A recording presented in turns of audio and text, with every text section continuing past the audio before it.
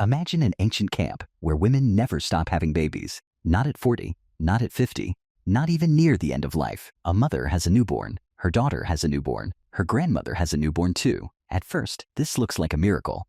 More babies, more future hunters, more future gatherers, more people around the fire, more hands for tomorrow. But ancient survival was never that simple. Because the hardest part was not making babies. The hardest part was keeping babies alive. This is where the mystery of menopause begins. Menopause looks like an ending. The body stops releasing eggs. Monthly cycles stop. Fertility closes its door. But in human evolution, an ending can sometimes become a new role. So the real question is not only medical, it is ancient. What if women never had menopause? Would Homo sapiens become stronger? Or would the whole tribe become overloaded? Start with the egg. A female body does not carry unlimited fresh eggs forever. It begins life with a limited reserve. Over time, the number of eggs falls. The quality of eggs also changes with age. So in a world without menopause, evolution would need to solve a huge problem. Where do the healthy eggs keep coming from? Imagine the ovary like an ancient basket. In youth, the basket is fuller. Later, the basket becomes emptier. If the body keeps trying to create babies from older eggs, pregnancy may become more difficult. The body wants life, but biology has limits. Now think about the uterus. People often think pregnancy begins only with an egg and sperm. But the uterus is the house where new life must stay. Its lining must grow. Its blood flow must support the embryo. Its signals must invite implantation. Its walls must protect growth for months. If women stayed fertile forever, the uterus would also need to stay ready forever. That is not a small demand. In an ancient camp, there is no hospital, no surgery, no blood transfusion, no antibiotics, no emergency room. So every late pregnancy becomes a real survival question. Can this older body carry another child safely? Can the mother survive the birth? Can the baby survive the birth? Can the camp survive losing either one? Then comes the cervix. The cervix is not just a door, it is a gatekeeper. At the right time in the cycle, cervical mucus becomes easier for sperm to pass through. At the wrong time, it becomes harder. So sperm does not simply enter and win. It has to cross a biological gate. It has to survive. It has to move. It has to meet timing. In a no-menopause world, this gate would need to keep working perfectly for decades longer. Hormones must stay coordinated. Ovulation must happen. Mucus must change. The uterus must prepare.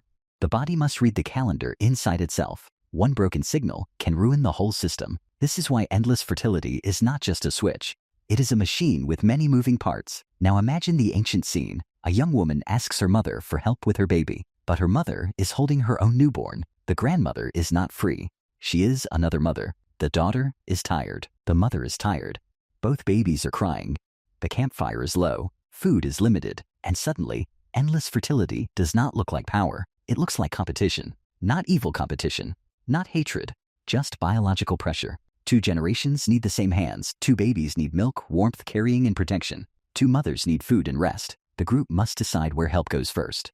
This is the hidden family problem. Menopause may reduce this overlap. It may allow older women to stop competing with daughters and start helping them. That is the grandmother idea. An older woman without a newborn can become something powerful. She can gather food. She can watch children. She can remember safe plants. She can warn about bad water. She can help during birth. She can carry a tired child. She can teach the young where danger lives. She can become the memory of the camp. Without menopause, that role becomes weaker. The human library is still alive, but the library is busy nursing another baby. That changes everything. In ancient life, knowledge was not stored in books. It was stored in bodies, in scars, in memories, in hands, in old eyes that had seen many seasons. An elder woman might know when the roots return. She might know which berries are safe. She might know which fever is dangerous. She might know which child needs food first. She might know where the group survived last winter. If she is constantly pregnant, recovering, or feeding another infant, that knowledge is harder to use. The tribe loses access to experience. Now look at movement. Ancient groups often had to move. Food moved, animals moved, water changed, seasons shifted, danger appeared. A camp with many babies becomes slow. A pregnant elder walks slowly. A nursing mother needs rest. A toddler must be carried. A newborn cannot wait. Now imagine the leader says the group must leave at sunrise. Then he looks around. One woman is pregnant. Another is nursing. A grandmother is chasing her own toddler. A young mother is carrying twins. A teenager is watching 5 children and already looks defeated. Suddenly, the camp does not move like hunters. It moves like a nursery with legs. That scene is funny, but the logic is serious. Too many dependent children can trap a group. More babies can mean more future. But too many babies at once can destroy the present. There would be benefits, of course. A woman who remained fertile longer might have more direct children. A group in a rich environment might grow faster. Families might become larger. There could be more siblings across many ages. One child might have an uncle younger than himself. Another might point at a baby and ask if that is his aunt. The family tree would become a comedy. But comedy hides confusion. Age roles become messy. Who is elder? Who teaches whom? Who receives care? Who gives care?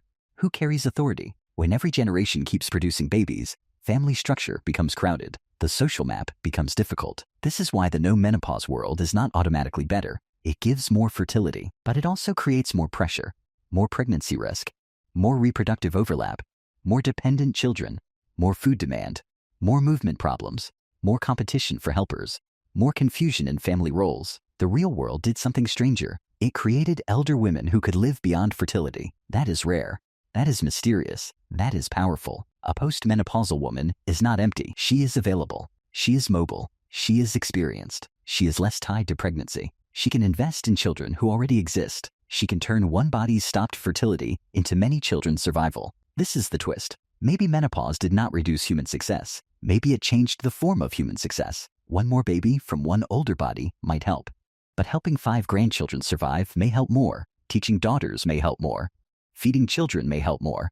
Protecting knowledge may help more. Holding the camp together may help more. In this view, menopause is not just a medical event. It is a social invention of evolution. It turns a mother into a grandmother. It turns fertility into memory. It turns reproduction into protection. It turns one woman's body into a support system for many bodies. So the question changes. What if women never had menopause? Maybe there would be more babies, but fewer grandmothers. More births, but less help. More fertility, but more conflict. More children, but weaker survival. The ancient camp might look crowded, but not stronger. Because humans did not survive by birth alone. They survived by care. They survived by memory. They survived by teaching. They survived because someone older stayed awake, while someone younger was exhausted. Maybe menopause was not evolution giving up on women. Maybe it was evolution creating grandmothers.